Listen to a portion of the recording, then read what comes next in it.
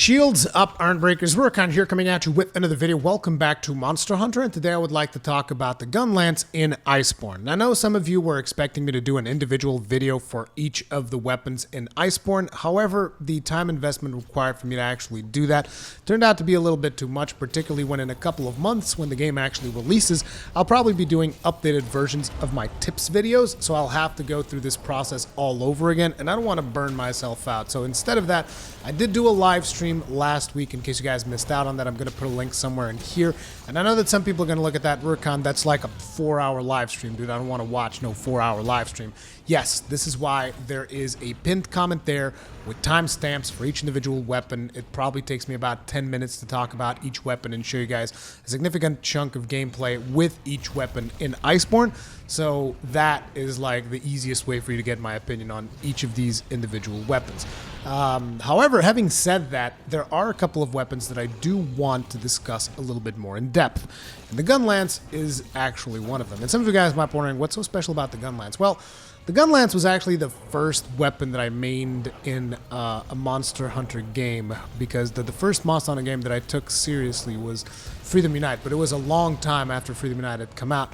And Gunlance was actually the weapon that I played. And recently I've been playing a lot of Generations Ultimate, as you guys would have known if you were following me on Twitch.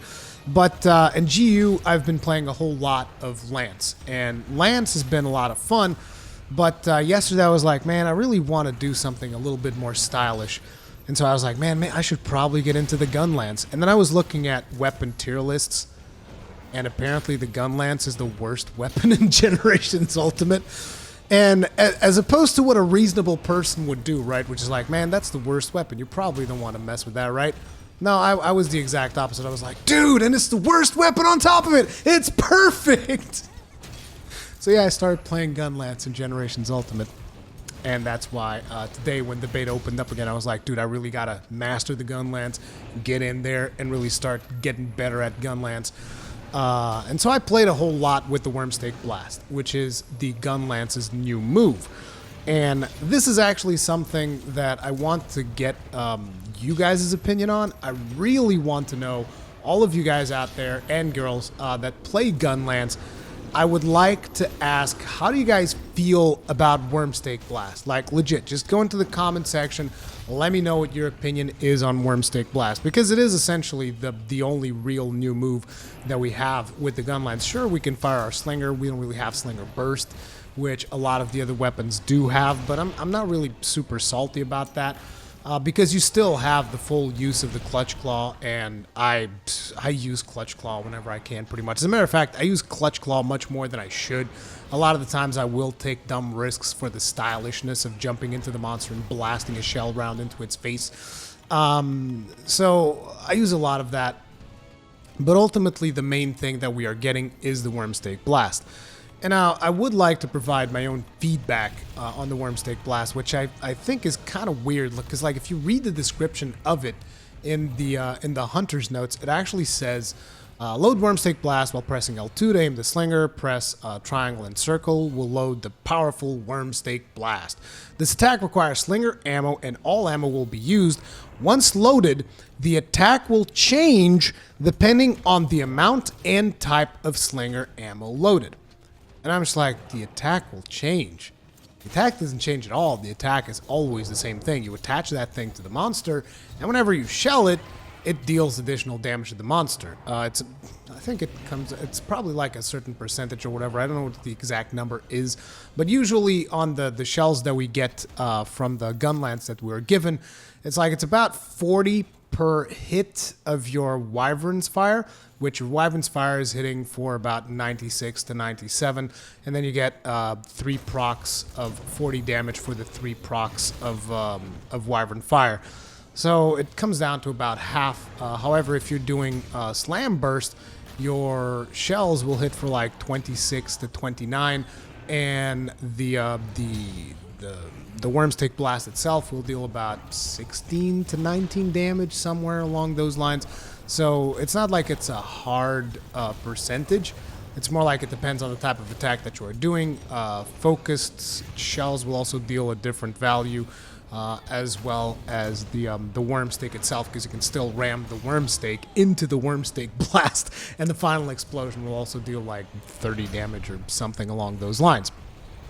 So it's like the attack itself doesn't change. However, what does change is the duration for which the Wyrmstake blast is attached to the monster, depending on the ammo type that you load. So if you load up ammunition that you pick up in the field, like some red pit, some scorch pods, something along those lines, it is going to last a certain amount of time. If, however, you get ammo off of the monster and then create a Wyrmstake blast out of that, that is going to last significantly longer. So I would advise you to try, whenever possible, get actual ammunition from the monster, because, you know, our Clutch Claw finisher actually gives us ammunition, and that is one of the main reasons why.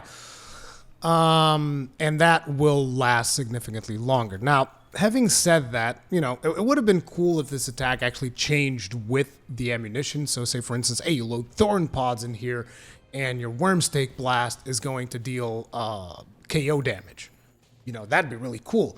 Or you load a bomb pod in here, and when that thing explodes, it really hurts. Or you load what's the most common one that we always get? I forget. It's the piercing one. You load a piercing ammo in here, and whenever you shell the thing, like a piercing round goes off. It wouldn't even be that overpowered, in my opinion.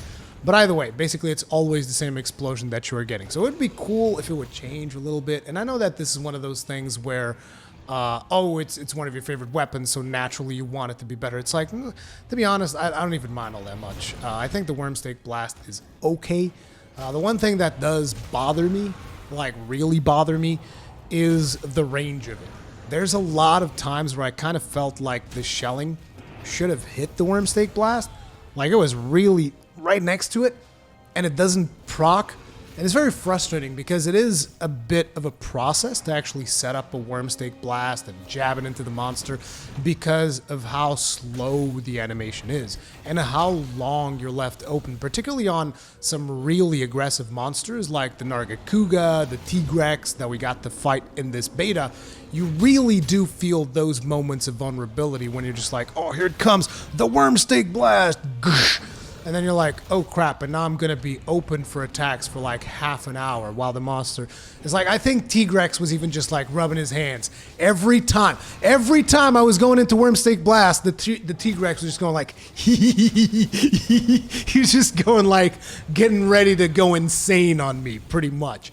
So yeah, because of the delay, because of the whole process that you have in actually putting the Wyrmstake blast, and then the fact that you have to try and target it to the best of your ability to actually hit that part with your slam bursts or whatever other type of shelling you end up doing depending on the gun lance that you end up using, I just kind of felt like at least the area of effect from which it receives the shelling, it would have been cool if it was bigger. But again, I do understand that there is a bit of a scaling problem here in which, like, hey, you get 4 players with gun lances, they all start shelling like maniacs, and this thing is going to go friggin' wild. And I'll be honest, I'm not a game designer. I don't know what the solution is there, because, like, if you just have 4 people shelling nonstop into 4 Wyrmstake blasts, that shit is going to stack to ridiculous numbers. Like, I've seen a couple of videos on YouTube of people pulling that shit off. But that also comes at the expense of the single-player experience, sometimes feeling a little bit underwhelming. And this is a feeling that I feel like I've seen echoed through a lot of the community. Again, I want people to understand, I don't mean to say this as a complaint.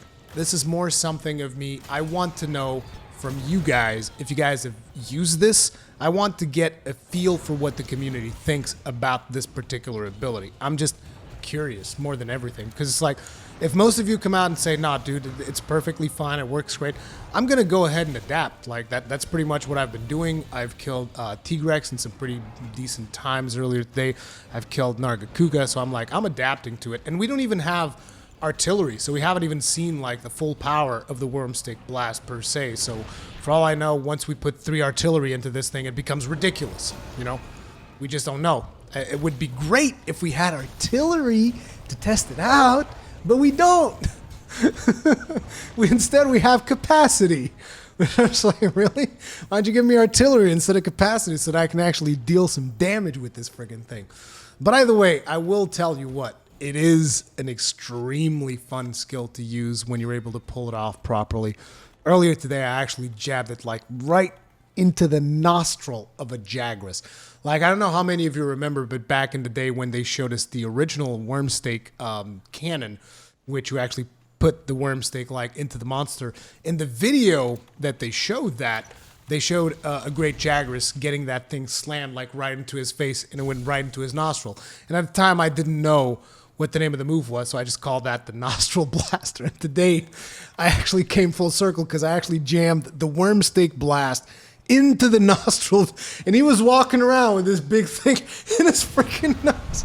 I just love seeing that thing attached to monsters. It's probably sadistic as hell, but I just really like seeing that thing just being attached to a monster and me just shelling that thing nonstop. I do find it a lot of fun. But again, it's just I've been seeing this feedback from the community, particularly on my stream today. A lot of people saying, "Oh man, Gunlance is trash" and whatnot. And you know, I was just trying to get the pulse on what is your guys' opinion. So let me know in the comment section down below. Thank you all very much for watching this video. If you did enjoy it, hit the like button. It helps me out. It really helps me. And it supports the channel. It helps the video actually get to the feeds, because otherwise it just like dies. But yeah, and if you do enjoy my content, consider subscribing, hit the bell notification icon, the usual stuff. Stay strong, and may your shields never break.